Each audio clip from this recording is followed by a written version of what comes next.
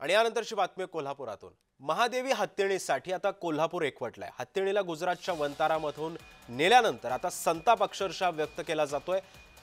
या हत्तीणीला जेव्हा निरोप दिला जात होता तेव्हा अख्खच्या अख्खं नांदणी गाव हे अक्षरशः भावुक झालेलं होतं। या हत्तीणीच्या सुद्धा डोळ्यातून अश्रूंचा बांध फुटलेला होता। अखेर या हत्तीणीला वंतारामध्ये नेलेला आहे आणि जेव्हा या वंतारामध्ये नेण्यासाठी या गावकऱ्यांनी विरोध दर्शवला तेव्हा सुद्धा गावकऱ्यांच्या या विरोधाला न जुमानता अखेर या हत्तीणीला वंतारा या अभयारण्यामध्ये नेण्यात आलेला आहे। मात्र जेव्हा या हत्तीणीला वंतारामध्ये नेलं तेव्हा अख्खं गाव जे आहे ते या विरोधामध्ये एकवटलेलं आहे।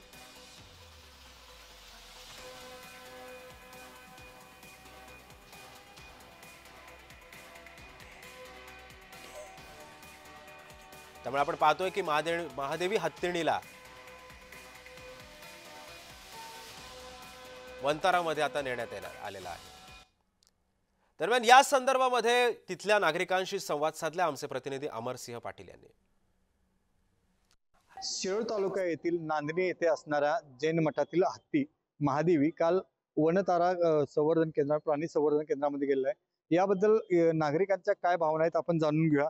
काय सांगाल, काल माधुरीला वनतारा संवर्धन केंद्रामध्ये नेलं, काय सांगाल?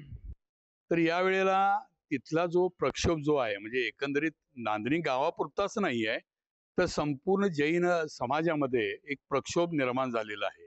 खरं बघितलं तरी हत्ती हे एक शुभ समजलं जातं आणि संपूर्ण पंचकल्याण म्हणजे जवळपास जे काही विधी धार्मिक होतात त्यामध्ये हत्तीचं स्थान खूप मोठं आहे आणि ते पवित्र मानलं जातं। म्हणजे एखाद्या मंदिराची प्रतिष्ठापना करताना, मूर्तीची प्रतिष्ठापना करताना हत्तीवरून त्या मूर्तीला नेण्यात येतं आणि मंदिराची प्रतिष्ठापना होते।